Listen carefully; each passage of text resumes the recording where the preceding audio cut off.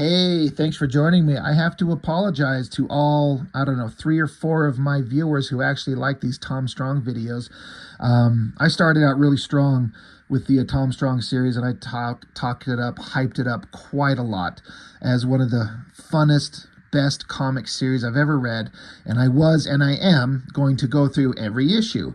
Um, the Tom Strong videos don't get a lot of views. It's kind of interesting. There's a couple series that I'm doing that I love. It's some of my favorite stuff. And in terms of views on the channel, it's not everyone's favorite. Tom Strong's one of them. Planetary by Warren Ellis is another. Savage Dragon by Eric Larson, that's another. Those are three of my favorite comic series of all time. And not a lot of views. I put up some Rob Liefeld stuff. People enjoy that, but that's because I'm just like pissing myself with rage over how crappy the art is. Or Spawn, people like that stuff. And anyway, it's just kind of interesting. So it's been a minute since I did the last issue of Tom Strong. And I keep meaning to come back to it. And like I said, I will. We're going to go through them all. It goes up to 20-something issues, I think, something like that. And then there was the branch title, Tales of Tom Strong, I think it was. With a lot of Arthur Adams artwork and secondary stories, all written by Alan Moore. It's all brilliant stuff. It's all great stuff. I cannot recommend the Tom Strong series enough. It's one of those kind of series by Alan Moore that people just don't talk about. It's always Watchmen or Swamp Thing or any number of other things, but no one talks about the Tom Strong work and some of his strongest work, in my opinion. This book, after having kind of just reread it just now before filming, it just reminded me how sometimes Alan Moore just decides he's going to just do whatever wacky shit he wants, and you're going to read it and you're going to be entertained. It's the weirdest thing. Several issues of the Tom Strong stuff, like the storyline we just got done with, I believe, it'll be like, oftentimes these issues are single self-contained issues. He doesn't always have like cliffhanger endings leading you into the next book to like make you like, oh my God, I can't wait to see how this story wraps up. But he will on occasion, as I was about to say, the previous issues where it was like 2 or 3 issues together where it was a continuous story. It was a big kind of event in the run of Tom Strong to have like a continuing series and some major revelations about the character. But now we're back to like random stories of the character, just some random shit where Alan Moore's like, I don't know if he's on a drug trip or doing some magic spells or something like that, or he's just insane or an absolute brilliant genius. It's probably everything. He's just going to do whatever weird shit he wants. So there's 3 separate stories in here in just a standard size comic. So it starts out, Riders of Lost Mesa. Starts out with the drawing by this it's spelled W-E-I-S-S. Is it German? Is it Weiss? Is that how you say it? Or is it Weiss? I'm not sure. But, Tom Strong on a horse. And he's got his genetically modified ape that's like a proper British chap riding with him. So like, what are they, back in time or something? So it starts out, here they are, Riders of Lost Mesa. There's Tom Strong and Solomon on the horse riding towards this big structure.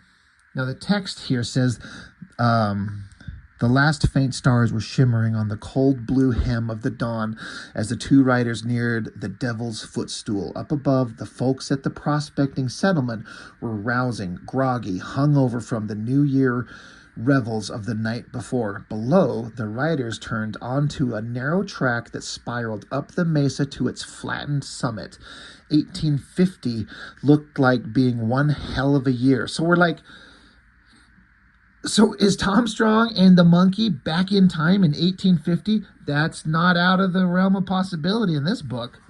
So we got to see what happens. So they're up here right, and you can see on this artwork where there's like a spiral of a path to take them up to the top. So Tom's like, look, it just, this seam, it runs around, it takes us right to the top. And then I love the way that Alan Moore writes. I've said this in every review of these books. He interjects just little bits of humor, just really subtle. Sometimes it's like not the funniest thing you've ever read. It's just kind of like a quaint little joke, but it's thrown in there in like the perfect timing, and it makes me giggle all the time. And sometimes it's not even a joke. It's just interesting dialogue to hear coming from a monkey. Like, again, this is a gorilla that Tom Strong performed innovative brain surgery on, so he's just as smart as any human being. So, Solomon, he's like, looks darn suspicious, old hoss, eh, what? Could be we'll figure the jolly old answer plumb round the next blasted bend. Like, that dialogue is funny to me. So, yeah, Tom gets up. He's like, my God, you're right, Solomon. And I fear the answer is stranger than even we were anticipating. So they get up there, and there's like a cowboy on a horse and a kid, and they're wrangling some weird, creepy creature thing. And they're talking in like the dialogue from these cowboys is very kind of cliche, old school kind of country bumpkin speak. He's like, there you are, Bobby Joe. I roped that steer for you. Now all y'all got to do is tie her down. The kid's like, I got her, Pa. Boy, she's a lively un, ain't she? Wish I didn't feel so lousy from all that celebrating last night. So, again, kind of like cliche, commoner dialect, from like Old West dialect. So Tom Strong and the monkey, they're like, well, what the hell are they roping up? And but Solomon's like, well, I don't know what it is, what they're roping, but it looks like they saw us and they're surprised by us. So now we get a shot up on the kid and the dad, and you see they've got 3 eyes. They're like, holy shit, there's something wrong with their face. Something wrong. Holy crap. So they freak out. They take off. So Tom and Solomon continue on. They run into a lady who's sitting here farming.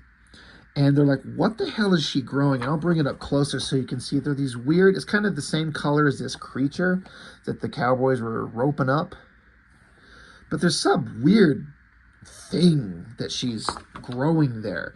So Tom approaches her. He's like, howdy, ma'am. And this is another funny thing. Tom's kind of piecing things together. He talks very eloquently normally, but in this panel, he kind of dumbs down his dialogue to seem less scary to the regular people here. So he's like, howdy, ma'am. Please don't be afraid. We ain't aiming to scare you. So she's like, oh my God, what's wrong with your eyes? You've only got she's kind of confused, and she's like, wait, she can't. She's like, something's wrong. She doesn't feel right. Kind of like these two were saying. Something feels off with them. Something feels off with her. And so Tom asks, well, everyone's talking about what happened last night. And he's like, pardon me for asking, ma'am. She says, well, we had a big party to see in the new year, 1850. And then she's like, look, I don't remember. Why don't you leave me alone to hoe my cabbages? And Tom's like, cabbages? Aren't cabbages usually green? She's like, well, yes, but these are green, aren't they? Green like the sky? And the lady's like, oh, Lord, what's wrong with me? So it's interesting because these common folk are like, something's wrong. They even though they know something's wrong, but they don't quite get it. Meanwhile, a whole bunch of other regulars from the town have shown up, and so they're coming after Tom and Solomon. So they're like, Solomon says, dash it all, I'd rather think it might be expedient to hightail it out of Dodge, partner. So Tom and Solomon got to get out of there. So off they run. And so Tom notices, he says, they seem to be gaining on us, and their guns seem conventional, even if their cabbages and cattle don't. So one of the bullets shoots Solomon's hat off his head, and so he had enough. He's like, those varmints have jolly well got me riled. I'm aiming to give the ornery bounders a whooping they won't soon forget. So he grabs onto this pole that they ride under, swings around, and just starts flailing 3-eyed cowboys around. He says, take that, you gold-dang rotters, you big galoots, don't intimidate me. So Tom swings around, grabs Solomon, pulls him out of there. We got to get out of here. But then as they travel down the road, they're cut off by some other regular people. So the only thing they can do is they veer off into and actually just bust into one of the saloons. Busted in there. And again, we notice through the artwork that everybody here's got 3 eyeballs, like the third eye on their forehead. So they get in there and they're like, there they are. And one of the cowboys says, fill them full of lead before that big son of a gun has time to draw. But Tom Strong draws his weapon, and it's his futuristic laser weapons, and he blows a hole through the wall and the ceiling just to demonstrate his power. Like, oh, okay. They're like, holy shit, what kind of bullet makes that size of hole? He's like, it's a plasma pistol, uncommon even here in the 21st century. So the lady's like, 21st century, what's that crazy man talking about? And they're like, what's wrong with his eyes? And so Tom stops him, and he's like, look, you guys don't seem to notice that there's something wrong with you. He's like, look, let me tell you what's been going on. It was New Year's Eve on 1849. Putting it as simply as I can, the entire top of the Devil's Footstool Mesa in Arizona simply vanished. It was as if the ancient rock, had been sliced as cleanly as butter. Something removed the upper mesa like a naturalist might take a sample of soil. More importantly, they also removed the prospecting community of around 100 people that lived there. You were taken away. We don't know what it did. Maybe something from another world, another planet out in space. Whatever they did, they took you all away somewhere and they did something to you, perhaps an experiment, and then they put you back. And so you see all the people from 1849 with these devices, and then they've all got 3 eyes on them. So they're like, that's crazy. This couldn't have happened. Like, this all happened just last night, because as far as they are concerned, they're still back in their regular time. And it was just, a celebration of New Year's Eve or something like that. And they're like, where'd you get that fancy 6-shooter? They're like, Solomon explains to them, this is May 1st of the year 2000. You guys have been gone for 150 years. And so all the people start piecing it together. They're like, wait, there was a light from above. And this guy's like, I dreamed that as well. They're like, holy shit, what happened to us? So they all kind of start getting clarity and realizing they've all got 3 eyes. And something's not right. What the hell happened to us? They're like, what else has changed? Tom explains to them, your crops and your cattle, probably you need different food now from which your abductors have provided. So like, well, that means we got to stay here where our food is. And so this other cowboy's like, so what? You want to live out in Phoenix or somewhere where an out-of-date three-eyed freak strikes me, we're better off here. So Tom's like, well, if that's what you want, we'll respect that. We'll just leave your existence a secret. They're like, appreciate that, stranger, and thanks. Thanks for opening our eyes. And it just kind of ends with some text like, the people just stayed there and lived there and lived their lives. They planted rows of the crops that writhed, squealing in need of attention. 1850 to look to be one hell of a year. The end. So what the fuck was that? Just an 8-page story of some, it's funny because it starts out thinking that Tom and Solomon have gone back in time. They have not. They just dressed up as cowboys to go riding horses out in Arizona. They didn't know what they were going to find on top of this thing. So this is modern day. This is the year 2000, but they put on ridiculous cowboy outfits. This fucking gorilla put on a cowboy outfit and is riding a horse. And then they go up and meet this town of about 100 people that got abducted by aliens 150 years ago. They have 3 eyes, and they just leave them there at the end. And only Alan Moore could come up with something this random to throw in this kind of a book just because. It's probably just an idea that he had. He's like, you know what? I want to do this. No. This is Alan. He's like, you know what? I got to do this weird cowboy story about 3-eyed townsfolk. And Alan Moore's going to write. Alan Moore's me, and I'm going to write Tom Strong in a cowboy hat and the monkey in a cowboy hat riding horses. Most random fucking thing in the world. But it's just, what it is it's just showing that Tom Strong just runs into the weirdest shit.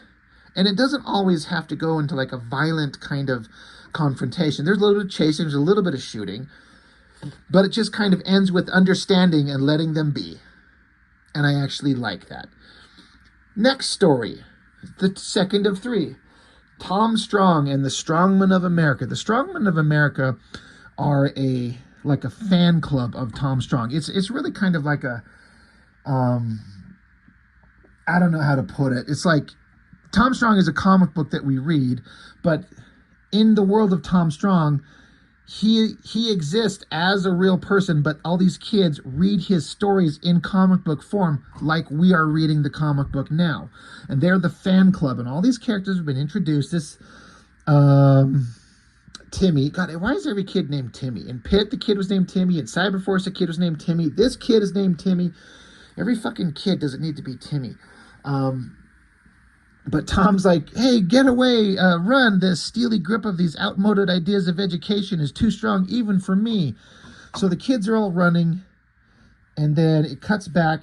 Now, again, this is just another random-ass short story that Alan Moore probably just was high on pot or weed or coke or something like that and just comes up with these weird ideas. So it's like the kids are in some kind of a school setting, and they're looking around at like the way things used to be taught in old schools. Like there's no computer screens. There's a blackboard that you write on with chalk, and this blows their mind. They're like, where's the computer screens and displays and shit? Because they come from a very scientifically advanced city. They're like, this doesn't make any sense. But then you flip the page, and the girl, Sue Blue, like the desk itself opened up, and there's like a guy in a suit pulling the girl into the desk. The lid shuts, and they pop it open, and she's gone. So it's like another dimensional portal captured the girl and took her away. They're like, what the hell is going on here? This is, again, we're off to some wacky adventures. So the kids decide to gather up the rest of the Strongmen of America, which means besides the two of them that are there, only two more. So there's supposed to be five of them. It's the girl, this kid with the glasses, Timmy here, and then these other two guys. They've all been introduced in the books. But they get there, and there's some funny dialogue back and forth between these kids. Some of them are kind of egotistical. Some of them are kind of non-believers. Timmy's the level-headed kind of leader of the group. But they open up the desk, and they discover that it's kind of like a hologram, and you can just put your hand through it. So they go into the desk, into this other dimension, down these stairs, where they come across this like whole other world of like kids pushing around these giant carts of textbooks and these giant like sentinel-like robots, saying, you, too lazy, report to principal. And the kids are crying and sobbing. And so you're like, what the fucking kind of other dimensional school tomfoolery is this? So they get down there, and there's their friend, Sue Blue, who got captured. So they're going to try and rescue her. But the robots keep finding them. They're like, truants, report to principal. So the kids keep debating back and forth about what they should do and trying to be strong and tough because they want to look cool in front of the girl. The robots keep going, no running in hall, report to principal. No co-educational mixing, report to principal. This way, bad boys, you see principal. Timmy and the girl, they kind of get away into a closet and hide away, and she's kind of holding his hand. And I love this shot of stupid little kid Timmy with all, he's like kind of Twitter-pated, like the hearts, flowing around his head, and he's just kind of like the way most of us were when a girl paid any kind of attention to us. Anyway, what the hell kind of adventure is this for Tom Strong? What is going on? So they find out that there is this, you hear some dialogue from off screen that we go into this office and see. The guy who pulled the girl into the portal originally, he's like, rebellious spirits, eh? Well, first you'll clean those chalkboard erasers, then you'll write 1,000 lines. You'll each write 1,000 lines. That's the old school method. You see, it creates discipline. Discipline is that's what my colleagues and I founded. Why we founded this place. We were teachers, tired of how education was declining. A rogue physics master set up this warp dimension as our school, and then the robot interrupts, like, principal, more truants. He's like, oh, splendid. 2 more lost lambs who shall be spared the corruptions of modern liberal education. And so the principal continues, you shall have all knowledge beaten into you and rebellion beaten out of you. That's proper education. So then suddenly Tom Strong shows up. Principal, those are children you're terrorizing. Perhaps you could use a little basic education yourself. So Tom Strong's on the scene. He showed up. They mentioned earlier how maybe we should go tell Tom. Maybe we should get Tom Strong to come help us in this other dimension. And Timmy was like, you know what? He's the greatest hero on the planet. He'll just know somehow. And guess what? He showed up. There he is. So Tom starts wailing on robots. The principal guy's like, Tom Strong, surely you respect old-fashioned teaching principles. Tom says, I was educated by the sternest methods conceivable. To be frank, it almost put me off learning for life. I associated knowledge with drudgery. So Tom keeps wailing on the robots, but it starts looking like the robots are too much for even Tom. There's too many of them. So all the kids kind of rally, like, we can help Tom. So all the kids start helping beat up the robots. They start somehow defeating them and tearing them apart. And so they get out of the otherworldly dimension, and adventure's over. I mean, I'm kind of going over it pretty quick. It's just a random little short story about ridiculous otherworldly dimension of stern educators wanting to give a proper education, and Tom rescued the kids. What the fuck? What the fuck was that? It's got some funny dialogue in there that I skipped over. It's fun. It's my least favorite of the three. Now we're on to story number 3. This one gets back more into the kind of stuff that you would kind of expect in a standard comic book. It doesn't have Tom Strong, but it's his daughter, because you've got Tom Strong, his wife, his daughter, his android robot that belonged to Tom's father himself, and then the monkey. That's the team of 5. It's like a Fantastic Four kind of thing, a family of science adventurers. And so we get into this story, and again, I was talking about how Alan Moore will interject dialogue into these things dialogue to reveal character and humor. And he does it so perfectly in the most subtle ways, and some of it's right here on this first page. It starts out with the daughter Tesla, and she just explains how, well, like, it says they're on some kind of island, and a bunch of people trying to evacuate. So we've got Solomon, and then we've got the robot. Oh my God, I hate it when I forget these damn names of these robots. I'll think of it. But the android robot is back here like it's a butler, and he's helping the humans onto the trucks to escape. There's basically a volcano that's overheating, threatening people. So Solomon, the goddamn robot, I can't think of his name. It's driving me nuts. I'll think of it later. But they're helping the people get away. But the daughter, Tesla, she's in what they refer to as a gem suit. GEM, like gem, like crystal. She's in a gem suit. And she's like, it's fine.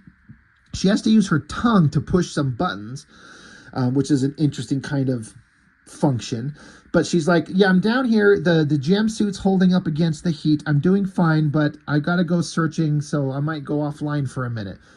So Solomon says, right you are. Any sign of what's made the bally thing flare up so unexpectedly? The natives are gibbering about fire devils. She's like, yeah, I know, and salamanders too, though I haven't found any newts yet. So Solomon's like, quite right, actually, Miss Tesla. I'm dreadfully sorry, but I simply must dash. That insufferable gadget is frightening the children. So it gets into how Solomon the monkey and the robot, they're like servants and helpers of the team, but these two kind of don't like each other. They're always bickering, that classic kind of bickering duo. And so he's like, that insufferable gadget is frightening the children. I'll check back on you later. So then as Tesla in the gem suit, we see her hand and then the suit going in the lava, like she's traveling in the lava. So it's pretty awesome. The communication, you keep hearing Solomon talking because he said he was going to go help the people because they're getting scared of the robot. So Solomon says, there, little chap, did the nasty robot upset you? Oh, I say, don't cry. No, honestly, look, there's nothing to be afraid of. I'm not a real gorilla, heavens no. I'm just someone in a funny suit.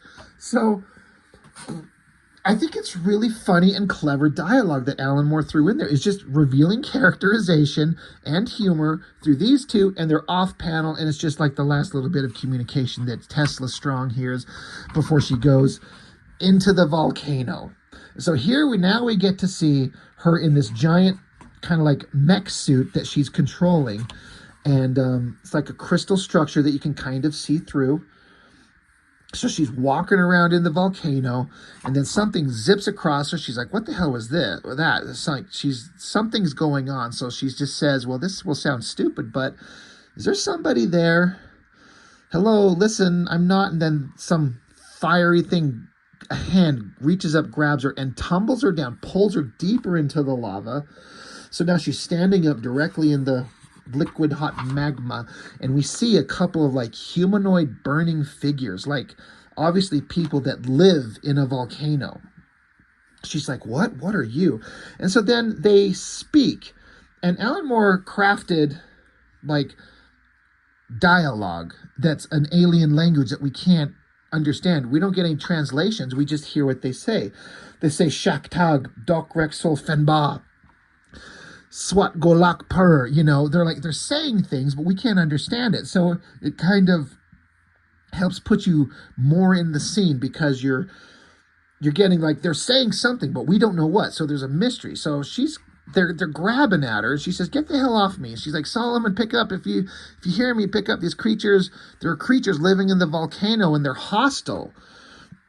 So they keep going after her, and she's still radiating for help. "I need help. These things are all over me." Repeat. And one of these creatures gets some kind of weapon sword thing, smashes her on the chest, and it cracks. And she's like, "Oh shit, Solomon, I'm in really serious help. It's really serious. I need you to respond. I'm down. The gem suit's got a crack, and the shock absorber's coolant fluid is leaking. Please get here. More of these things could show up." So her suit is cracked, and she's damaged, and things are not looking good for her. The fire people are still coming after her. And then suddenly, a separate figure who looks the same, but he's got some extra garb on, like boots, gloves, and shoulder harness. It kind of gives the indication that he's more important in some way, and he's speaking a language we can't understand. So she's like, "Solomon, this is it. Their leader just arrived, and he's angry. I think he's gonna hurt me." So you can see she's got her robotic crystal hand trying to cover the part of her suit that's leaking. But then the newly arrived leader guy walks past her and grabs the three lava guys. And again, there's dialogue. You can't understand it, but you get the hint that he's pissed at them. He's chastising them. And so then he sends them away. They're walking kind of, bent over in kind of like shame. And so Tesla, she's like, "Oh, wow, they're retreating. Is that your doing, Mr. Fire Devil, or that other thing they called you, Salamander?" And so he hears the newly arrived guy, he hears her say the word salamander, so he's like, "Salamanda." And so he kind of keeps talking, JJJ, kind of like a laughing. "Verdak osist bereng, pungshadent wirap el chapek mumdak." She's like, "I'm sorry, I can't understand you. My name's Tesla Strong." So he says, "Tesla Song?" And he kind of laughs, and he says something else to her.